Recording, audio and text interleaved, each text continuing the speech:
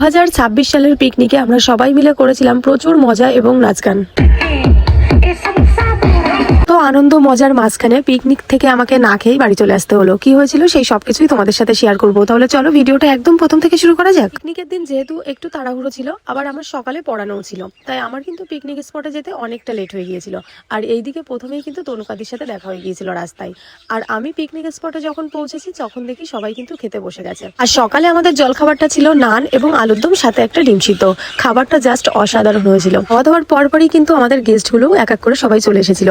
আর এদেরকে চেনে না এমন মানুষ হয়তো খুবই কম। আর এখনো কিন্তু আমাদের অনেক গেস্ট আসা বাকি, যাদেরকে তোমরা আস্তে আস্তে এই ব্লগে সবাই দেখতে পাবে। এরপর কিন্তু অনেকটা লেট করে আমাদের সকলের প্রিয় জিজুও চলে এসেছিল।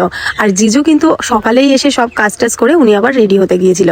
আর তারপরেই এসে দেখি এইদিকে আবার ফুচকা কাকুও কিন্তু চলে এসেছে। কাকু এইদিকে এসে সবকিছু রেডি করছে, আর আমি আর তিতলিদি কিন্তু আগে থেকে এখানে লাইনে দাঁড়িয়ে গেছি। সেখান থেকে কাকুর ফুচকা রেডি হতে একটু টাইম লাগবে, তাই আমি কিন্তু চলে এসেছিলাম সোজা রান্নার এখানে।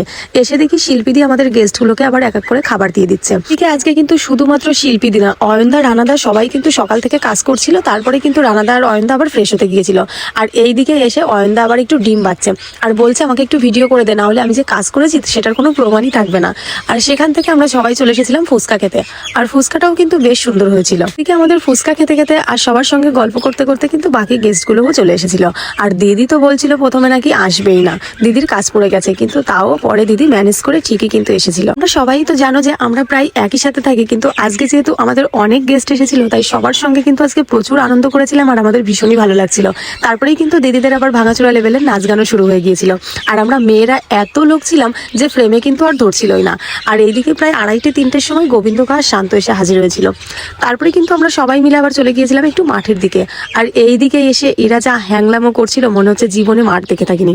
আর যেহেতু শান্ত আর গোবিন্দকা লাস্টে এসে আবার ওরা চলে গিয়েছিল গাজর তুলতে। এই দুটোর হাব ভাব দেখে মনে হচ্ছে ওর হয়তো দাদুর জমিতে গাজর লাগানো ছিল, সেখান থেকে গাজর তুলে নিয়ে যাচ্ছে। মানে আমরা সেই সকাল 10টার সময় এসেও বুঝতে পারিনি যে এখানে গাজর থাকতে পারে। আর ওরা 2 মিনিটে গাজর টাজর তুলে এদিকে কেটে পুরো রেডি। আর এইদিকে এসে দেখি পকোড়াও কিন্তু রেডি হয়ে গেছে, তাই আমরা সবাই আবার বসে পড়েছিলাম পকোড়া খেতে। আর এই যে আমাদের মিষ্টি দাদা এবং বৌদি। আর আমি যখনই ক্যামেরাটা অন করেছি মিঠুনদা আবার জিজ্ঞাসা করছে যে আমি কি খেতে পারি। আমি বলছি হ্যাঁ হ্যাঁ তুমি খাও। আর দিদি তো এইদিকে একটা পকোড়া খেতেই পারলো না। এই যে এনাকে দেখছেন ভীষণ দায়িত্ববান একজন মানুষ, সবকিছু রেডি করে সবাইকে ঠিকঠাক করে তারপরে কিন্তু নিজে খেতে বসেছে। আর এরা দুইজন টেবিলে আর জায়গাই পায়নি, তাই এইখানে বসে পড়েছে। আর গোবিন্দকা এদিকে ফুচকাটা রেডি করে এনেছিল। আর তিতলিদি 1 প্লেট ফুচকা নিয়ে ওইখানে লুকিয়ে লুকিয়ে যেতে গেছে, কিন্তু আমাদের সামনে সে ধরা পড়ে গেছে। ওরার সাথে সাথে আমরা কিন্তু এইদিকে কিছু শসা আর টমেটো কেটে নিয়েছিলাম। আর এইদিকে গোবিন্দকা আবার কিছু ফুচকাও রেডি করে এনেছিল। আর এইদিকে দিদির কিন্তু ভীষণই খিদে পেয়ে গেছে, তাই ও পকোড়া টকোড়া না খেয়ে শান্তকে দিয়ে বাইরে থেকে ভাত আর পাতলা মাছের ঝোল আনিয়েছে। সেটাই এইখানে বসে বসে দিদি এখন খাচ্ছে। শান্ত কিন্তু যেহেতু লেট করে এসেছে, আজকে ফুচকা বানানোর দায়িত্ব ওর।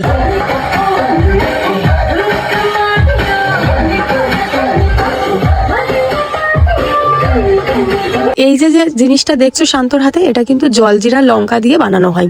আমার কিন্তু খেতে ভীষণ ভালো লাগে, তাই আমিও লোভ সামলাতে না পেরে একটু চেয়ে নিয়েছিলাম। ও যে প্রচন্ড ঝাল দিয়েছে সেটা কিন্তু আমি খেতেই পারিনি, পরে আবার ওকে ফেরত দিয়েছিলাম।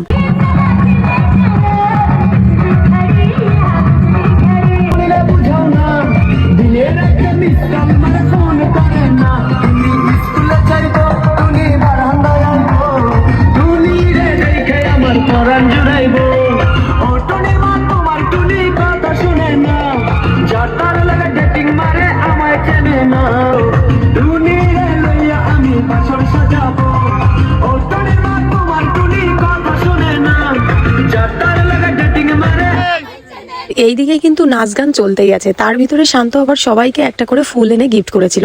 ফুলগুলো পেয়ে তো আমরা সবাই ভীষণ খুশি হয়ে গিয়েছিলাম। আর তোমরা সবাই জানো যে আমার দাদারা বাড়ি এসেছে, তাই দাদার যেহেতু ছোট্ট মেয়েটাকে আমি নিয়ে যাইনি, তাই আমার কিন্তু তখন ভীষণই খারাপ লাগছিল। তাই আমি কিন্তু আর লেট না করে সেখান থেকে সোজা বাড়ি চলে এসেছিলাম। আর আমি যাওয়ার আগে দিয়া বলেছিল মনি আজকে কিন্তু আমাকে পিৎজা খাওয়াতে হবে, তাই আমি আসার আগে আবার পিৎজাটা অর্ডার করে দিয়েছিলাম। আর বাড়ি এসে দেখি বৌদি আবার এইদিকে পিঠে তৈরি করছে। আর পিৎজাটা পেয়ে ও তো ভীষণই খুশি হয়ে গেছে। আজকের ভিডিওটা এই পর্যন্ত, দেখা হচ্ছে নেক্সট ব্লগে। টাটা সবাইকে।